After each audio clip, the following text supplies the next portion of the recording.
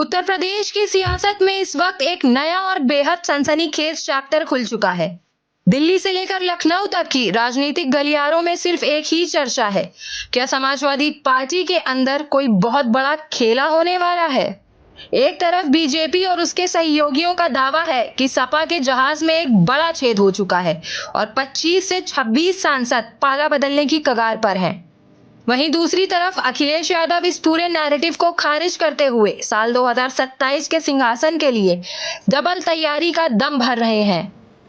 इस पूरे सियासी बवंडर की शुरुआत हुई डेप्यूटी सीएम केशव प्रसाद मौर्य और ओम प्रकाश राजभर के दावों से। सत्ता पक्ष का दावा छोटा मोटा नहीं बल्कि सीधे तौर पर सपा के आधे कुनबे में सेंधमारी का है।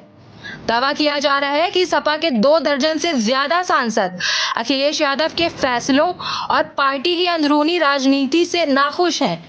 और कहानी में सबसे बड़ा ट्विस्ट तब आया जब इशारा किया गया कि इस संभावित बगावत की कमान बागी बलिया का कोई बड़ा नेता संभाल सकता है। राजभर और मौर्य की जोड़ी का साफ कहना है कि सपा के भीतर असंतोष का लावा सुलग रहा है जो कभी भी फट सकता है। और अब बलिया के उस रहस्यमय नेता के नाम को लेकर सस्पेंस और ज्यादा गहरा गया है, जिसे इस कथित बगावत का कैप्टन बताया जा रहा है।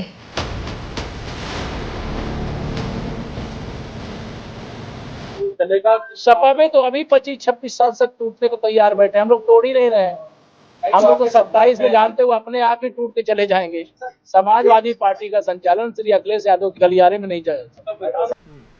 तो उस चिट्ठी में उन्होंने लिखा है कि हम लोगों का जान बचा रहे, हम लोग तैयार हैं, ये नेता हैं सांसद, इनसे संपर्क कर लीजिए, ये सब लोग आपके साथ आने को तैयार हैं। लेकिन क्या अखिलेश यादव इन दावों से बैकफुट पर है?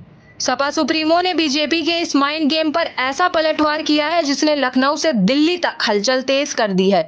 अखिलेश यादव का साफ कहना है कि ये सिर्फ और सिर्फ ध्यान भटकाने की राजनीति है।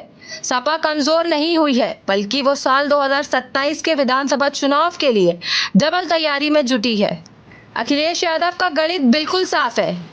लोकसभा चुनाव में मिले पीडीए यानी पिछड़े दलित और अल्पसंख्यक फॉर्मूले की सफलता को अब 2027 में पूर्ण बहुमत की सरकार में तब्दील करना है।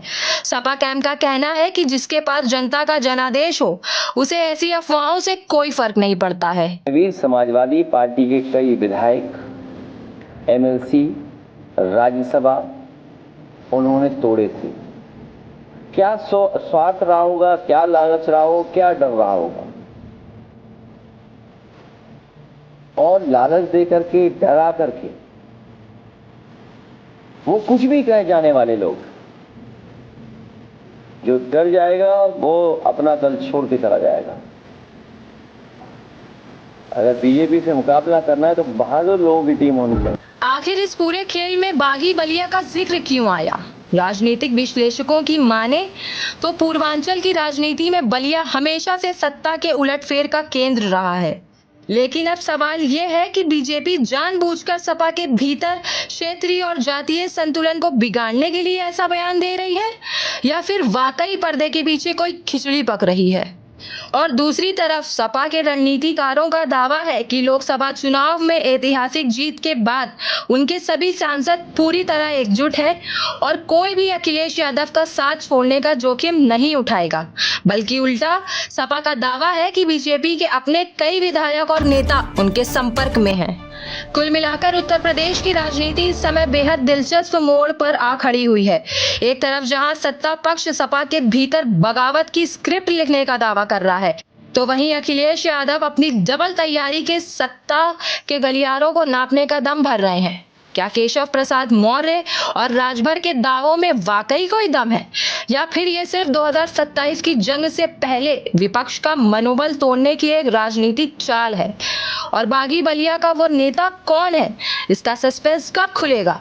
इन सारे सवालों के जवाब आने वाले वक्त के गर्भ में छिपे हैं। लेकिन एक बात तो तय है कि यूपी की सियासी तपिश अब और ज्यादा बढ़ने वाली है।